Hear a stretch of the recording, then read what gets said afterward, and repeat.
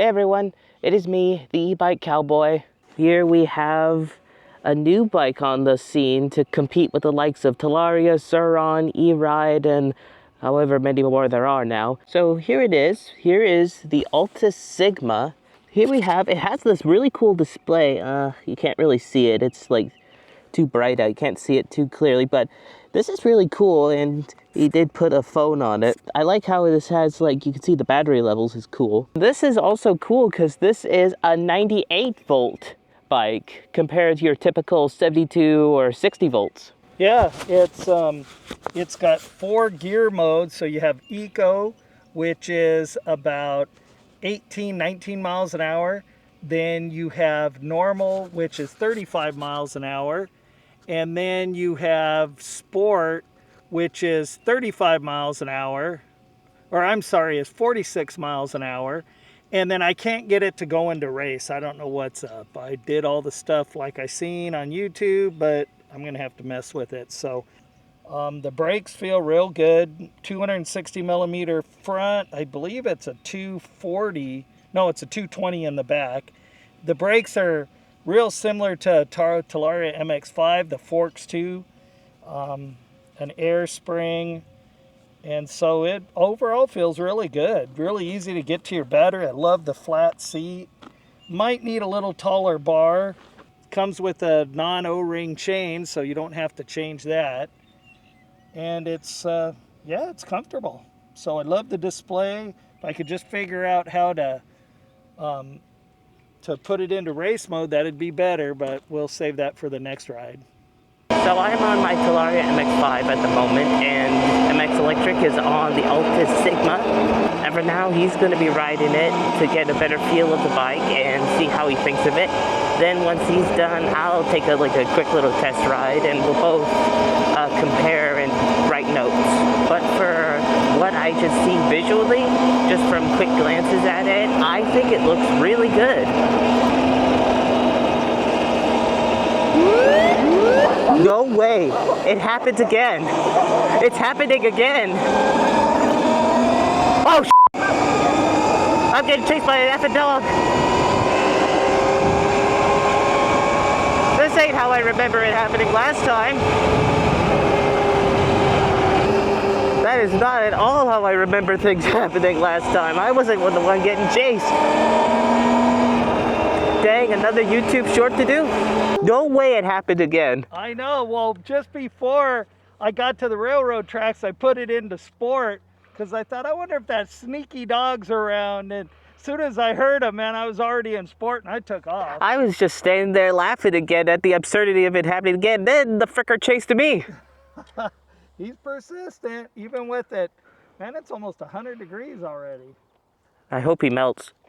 According to them, the first ever 98 volt e-bike or e-moto ever made. That's very interesting. So we'll see how it handles, and we'll see how it does in like the competition war between all the others. While we're at it, how about you in watching this video, comment on, how about you watching this video, since we're on the topic of like competition, what is your favorite e-moto? It could be anything, tell me anything, the Surons, Talarias, E-Rides, or even some unknowns I don't even really know about. Just comment down below which one has been your favorite and why. Want to try this? Oh yeah, I would love to try it. I'd love to get my dirty gremlin hands on a brand new bike that's not even mine. Well, originally when this came out, they said you put it into park, and if you just barely touched either brake lever, it'd take it out of park, but it doesn't do that. They must have done an update on these later ones. So now, until you take it off park, it doesn't matter. You can hit the brakes, you know, it turns off the throttle, so that's kind of cool. Normal. That's good. Normal's kind of a nice. Okay. You just hit the yellow button and it'll come out of park. Okay, I'm just going to tilt the screen so I can see this screen. Yellow is the brake park. And this is the classic horn. Oh, nice horn. Wow, it's pretty quiet. Well, I do have it in normal, so So it's all good. But yeah, it is pretty quiet feeling. Pegs are nice, but this is kind of like I think the bar should be a little higher. So, here's first impressions of the Altis Sigma, and so far it feels pretty good. I like the pegs. The pegs are nice and big, so that's pretty good. I think it would make it pretty good, like, if you wanted to stand, but I don't know. I think these bars are, like, too low. These bars are, I'm kind of feeling a bit cramped in the cockpit area. And for controls, we got that yellow park brake thing that disengages the brake, the gear selector, and some pegs. This bike can also do reverse, which I don't really care about that. I never really did care about bikes that can go into reverse. It just doesn't feel comfortable to me when I'm sitting on it, but there's probably some practical applications that can be used for it. How fast can we go? 34, according to the screen speedometer is off. It says 30, okay, it's really off. It's according to it, I'm going around 36, but according to the phone, it is 33, 34, somewhere around there. Which I guess isn't too bad. I don't know. Let's try sport now. Let's see how sport is. No, that's actually, how fast does eco go? Yeah, too slow. Normal. Sport, there we go. Oh, shit.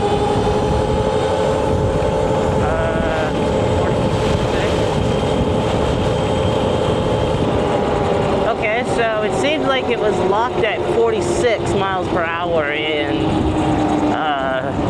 sport, but then that's it. We haven't done like the whole, like the keypad, but then we haven't done like the whole key card thing, so this thing probably still has a lot more power. It's just not, we just don't know how to access it yet. We'll figure it out. This is just first ride, first impressions. You know how it goes on this channel. We don't know everything on the first day, but then after the first day, we know everything. This is the perfect test for this bike suspension. This is a very, very crappy road. Let's see how it feels. I'm gonna be purposely going for the potholes, which is normally the opposite of what I do. Oh, not bad. Oh. Yeah, you don't see the potholes good on camera. They're big. They're big potholes, but it handles it really good. So, yeah. What percentage are you on? It's at 72. According to this, there's a reverse. Yeah. I see you hold the trigger and then... not bad. I guess it just depends. Okay, so how do you put it in park? Is it the button again? Yeah. Oh, that's pretty good. Yeah. I like that. The only thing, that chain makes a lot of noise, huh? You hear it. I thought it was pretty quiet. Like the motor itself is pretty quiet. The motor hardly makes any sound, but the chain, you can hear it popping. These handlebars kind of go up like this, like old Yamaha YZ handlebars were like that, and so it'd put force on your thumb, and you get all these blisters. They used to call it Yamaha thumb. Where you've got the other ones that come up more like this, so you know, to get extra height out of it, and so you get off this, the handlebars are kind of like you're holding it like that, and then you go back to here. That felt funny at first, but it does need a little taller bar. I think either a set of Pro Taper 7/8. That's what I was thinking. It is kind of, I feel that it's a bit cramped in the cockpit. Nice. The controls are pretty good. You got your gear selector, just one button here. You got your horn, and the light is the headlight switch is here, and you got reverse. Yeah, and then on this side it's completely clean, just the one button. So yeah, I liked it. The more, but then you have this cool like solar eclipse style display, and you can't actually in real life see this real good. It seems like the camera just it doesn't show it as good, but it's very easy to see this. But the speedo is off, which is always the case for Yeah, that's bikes. off where it'll say 37 and you're only doing 35 by the GPS, so it's off a little ways.